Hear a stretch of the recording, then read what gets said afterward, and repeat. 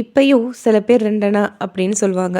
அப்படின்னு சொன்னாலே சுதந்திரத்துக்கு முன்னாடி பிறந்தவங்க அப்படின்றத தெளிவாக சொல்லிடலாம். ரெண்டனா ஒரு தனி நாணயம். பித்தளையில் இருக்கும், சதுர வடிவில் இருக்கும். ஒரணா மாதிரிலாம் அசிங்கமாக நெல்லி நெல்லியாலாம் இருக்காது. ரெண்டனால ஒரு பக்கத்தில் மன்னர் 6ஆம் ஜார்ஜ் தன் தலையில் கிரீடத்தோட சைடாக பார்த்துட்டு இருப்பாரு. இந்த காலத்துல எல்லாம் ரெண்டனா அப்படின்றது பொருளாதாரத்தில் ரொம்ப முக்கியமான நாணயம். ரெண்டனா தானேன்னு அலட்சியமாக நினச்சிடாதீங்க.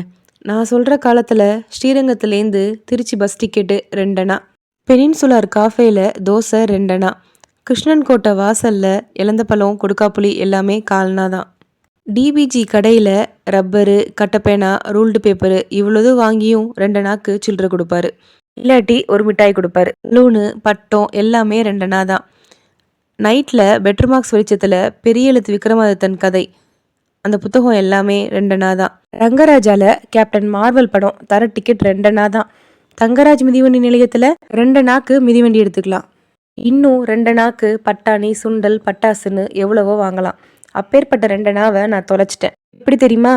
பாட்டி என்கிட்ட ஒரு அழாக்கு எண்ணெய் வாங்கிட்டு வர சொன்னாங்க. ரெண்டனா கொடுத்தாங்க. அரையர் கடைக்கு போய் வாங்கிட்டு வா அப்படின்னு ஒரு கிண்ணியும் கொடுத்தாங்க. வெங்கல கிண்ணி, நல்லா வாயகண்ட கிண்ணி. அப்போல்லாம் வீட்டுக்கு வீடு ஓடிக்கிட்டே இருப்பேன். ஒரு நிமிஷம் கூட நிற்க மாட்டேன். பாட்டி வேலை சொன்னோன்னே ஒரு நொடியில் அரியர் கடைக்கு போயிட்டேன். கடைக்கு வந்து மாமா ஒரு அழாக்கு எண்ணெய் கொடுங்க அப்படின்னு சொன்னேன். என்னடா வேணும் தம்பி? நல்லெண்ணெயா, தேங்காய் எண்ணெயா, ஆமணக்கெண்ணெயா, விளக்கெண்ணெயா, வேப்பெண்ணெயா அப்படின்னு கேட்டார். அப்போ தான் இவ்வளோ எண்ணெய் இருக்கிறதே எனக்கு தெரியும்.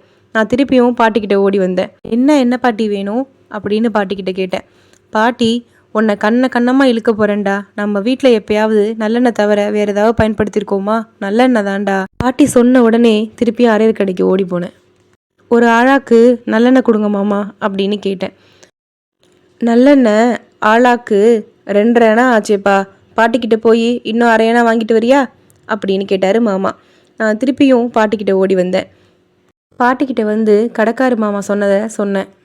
ஏண்டா மடையா, ஆளாக்கு 2.5னா 2 உள்ளதை வாங்கிட்டு வர வேண்டியதானே? உனக்கு புத்தியே கிடையாதாடா? இப்படி பரபரப்பாக ஓடிட்டே தான் இருப்பியா? நீ சொல்லவே இல்லையே பாட்டி அப்படின்னு கேட்டேன். நியாயம் தானே? சரிடா, நான் சொல்கிறத நல்லா கேட்டுக்கோ. அரையர்கிட்ட போய் போன வாரம் தான் 2 ஒரு முழு அழாக்கு எண்ணெய் கொடுத்தாரே. அப்படி இல்லைன்னா 3/4 அழாக்கே வாங்கிட்டு வா. எல்லாம் பார்த்து எல்லா எண்ணெயும் பாத்திரத்தில் ஊற்றிட்டாங்களான்னு பார்த்துட்டு எடுத்துட்டு வா. ஓடி வராதா, இல்லாட்டி கொட்டிடும். இந்த எச்சரிக்கை எல்லாம் தேவையில்லாதபடி அடுத்த முறை அரையர் கடைக்கு போகிறதுக்கு முன்னாடியே ஒரு சம்பவம் நடந்துச்சு. ராஜன் கேர்ள்ஸ் ஸ்கூல் எதிர்த்த தெருவில் தேர்முடி பக்கத்தில் கூட்டு சத்தம் கேட்டுச்சு. அதை தாண்டி தான் அரையர் கடைக்கு போக முடியும். கூட்டம் கூடிக்கிட்டே இருந்துச்சு. நையாண்டி மேளம் வேற கேட்டுச்சு. மத்தள சத்தம் அப்பைக்கப்ப கேட்டுச்சு. பைஜாமா போட்டிருந்த ஒரு சின்ன பொண்ணு ரொம்ப அலட்சியமாக உள்ளங்கைகளை தரையில் அழுத்தி பல்ட்டி அடிச்சுக்கிட்டே சுற்றி வந்தா. மஸ்தான் தரையில் வட்டம் வரைஞ்சி அதில் பாம்பு பெட்டி, அப்புறம் மகுடி, இன்னும் என்னென்னவோ வச்சுருந்தான். புலி மூக்கு, இறகு, போர்வை, கருப்பு துண்டு, அப்புறம் இன்னும் என்னென்னவோ வச்சுருந்தான். எல்லாத்தையுமே தெருவில் பரப்பி போட்டுட்டு இருந்தான். வாங்கோ வாங்கோ, நாகூர் பாபா மோடி மஸ்தான் பரம்பரை. மனுஷனை பாம்பாக்குவேன், பாம்பை மனுஷனாக்குவேன். ஒரு கீரி ஆணியில் தனிப்பட்டு சுற்றி வந்துக்கிட்டு இருந்துச்சு. மோடி மஸ்தான் என்னை பார்த்து, பயப்படாத, பக்கத்தில் வந்து குந்து அப்படின்னு கூப்பிட்டான். இந்த பட்டத்தில் சின்ன பொண்ணு பல்வரிசை ரொம்ப சின்னதாக இருந்தது. என்னை பார்த்து சிரிச்சா. ஆளாக்கு எண்ணெயை மறந்தே போயிட்டேன். முதல் வரிசையில் போய் உட்காந்துக்கிட்டேன். அப்பைக்கப்போ மத்தளத்தை தட்டிக்கிட்டே இடைவிடாமல் பேசிக்கிட்டே இருந்தான் மஸ்தான். கந்து முதக்கரிய வசமாக்கலாம், கரடி புலி வாயை கட்டுவேன், சிங்கத்தை முதுகுல போட்டுப்பேன், பாம்பை எடுத்து ஆட்டுவேன், நெருப்புல அறுத வச்சு வேதிச்சு வித்துருவேன், வேறு யாரும் பார்க்காம உலகத்தில் உலாவுவேன், எப்பையும் இளமையாயிருப்பேன், மாத்தொருவன் சரீரத்தில் பூந்துருவேன், தண்ணியில் நடப்ப, நெருப்பில் குந்துவேன், எல்லாம் எதுக்காக அப்படின்னு கேள்வி கேட்டுக்கிட்டே தயங்கி தன் சட்டையை நீக்கிட்டு பட்டுன்னு வயிற்றுல அடிச்சுக்கிட்டு நல்லா எதிரொலி கேட்குற மாதிரி அடிச்சுக்கிட்டான். எல்லாம் பாலும் வயிற்றுக்காகத்தான் அப்படின்னு சொன்னான். நீ காசு கொடுக்க வேணாம், உன் காசை உமடியிலே வச்சுக்க, மஸ்தான் வித்த காட்ட போறேன், பிடிச்சதுன்னா 1 அண்ணா 2 அண்ணா போடு, பச்சை புள்ளைய பந்தாட போறேன். எல்லாரும் பலமாக கைத்தட்டுங்க அப்படின்னு சொன்னான். நாங்கள் கைத்தட்டுறதுக்கு காத்திருக்காம உடனே உயின்னு விசிலடித்தான். நான் அவன் வித்தையெல்லாம் பார்த்து பரிபூர்ணமா ஐக்கியமாயிட்டேன். தைரியம் இருக்கிறவங்க யாராவது முன்னாடி வாங்க அப்படின்னு கூப்பிட்டான். ஒரு சின்ன பையன் முன்னாடி வந்து நின்னான்.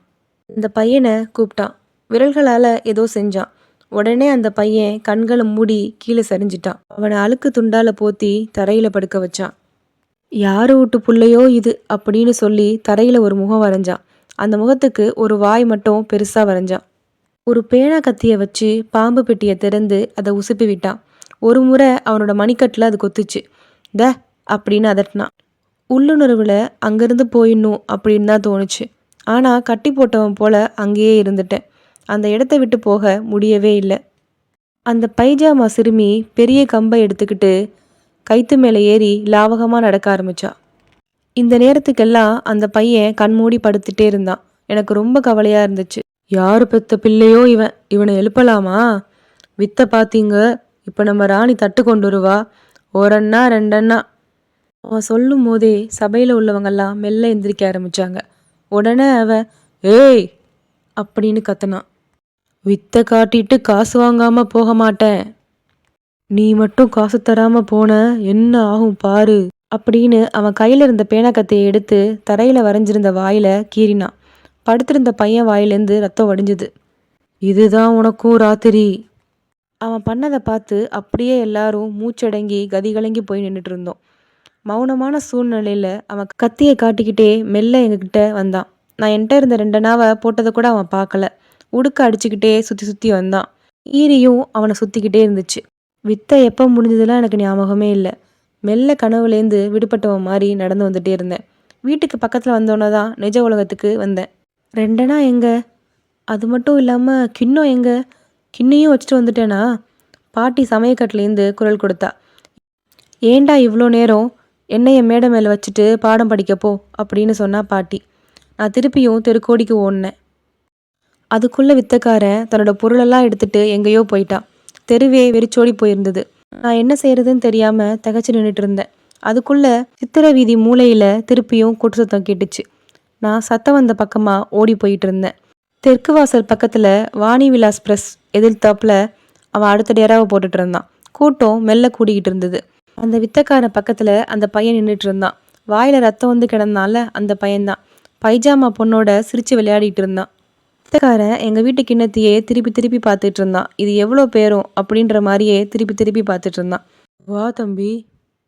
நான் வந்து கீழே சித்திர விதியில் வித்தை பார்க்க வந்தேங்க.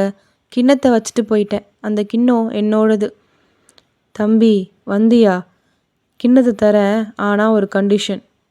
என்ன? எங்கள் கூட வரியா வித்தை காட்ட? லால்குழி இந்த பக்கம், குளித்தலை அந்த பக்கம், புதுக்கோட்டை வரைக்கும் போகலாம் அப்படின்னு கேட்டான். பைஜாமா சிறுமி என்னை பார்த்து மோகன சிரிப்பு சிரிச்சா. ஏபிசி புத்தகம் வச்சிருக்கியா அப்படின்னு கேட்டா. நான் அங்கேயே உட்காந்து அழுவ ஆரம்பிச்சிட்டேன். என் கிண்ணியை கொடுக்குறேன். அவன் என்கிட்ட கிண்ணத்தை கொடுக்குற மாதிரியே நீட்டி நீட்டி உள்ளே இழுத்துக்கிட்டான். நான் பெருசாக அழ ஆரம்பிச்சிட்டேன். அழ ஆரம்பித்தோன்னே அவன் கிண்ணத்தை கொடுத்துட்டான். கிண்ணத்தை கொடுத்துட்டு நல்ல வீட்டு சாப்பாடு போடுறேன், ஊர் உலகம்லாம் சுற்றலாம், என்னோட வரியா அப்படின்னு கேட்டான். நான் எதுவுமே சொல்லாமல் வீடு திரும்பும்போது அந்த பொண்ணு என்னையே பார்த்துட்டு இருந்தா. வரப்ப ஏபிசி புத்தகம் கொண்டு வா அப்படின்னு சொன்னான். நான் ஓடி வந்து அவசரமாக என் உண்டியலை உடச்சி 8 காரனாக சேர்த்து அரையர் கடைக்கு போய் எண்ணெய் வாங்கிட்டு வந்துட்டேன். பாட்டி திட்டுவாளோன்னு பயந்துக்கிட்டு நான் அந்த வித்தக்காரனோட போயிருந்தா என்ன ஆயிருக்கும்னு இந்த வயசில் யோசித்து பார்க்குறது உண்டு. நான் தலையில் முண்டாசு கட்டிக்கிட்டு ஒரு கையில் மத்தளங்க தட்டிக்கிட்டு இன்னொரு கையில் புல்லாங்குழல் வாசிச்சிட்டு இருக்க அந்த பொண்ணு சுழன்று ஆடிட்டு இருப்பா. எது எப்படியோ இந்த கதையை எழுதியிருக்க மாட்டேன். இது சுஜாதா அவர்கள் எழுதிய 2 அணா அப்படின்ற சிறுகதை. அவரோட வாழ்க்கையில் நடந்த ஒரு விஷயத்த ரொம்ப சுவாரஸ்யமாக எழுதியிருப்பார். நல்ல வேலையா அவர் எங்கேயும் போகலை. இல்லாட்டி இப்படி ஒரு நல்ல எழுத்தாளர் நமக்கு கிடைச்சிருக்கவே மாட்டார். மீண்டும் ஒரு நல்ல கதையோடு சந்திக்கிறேன். நன்றி.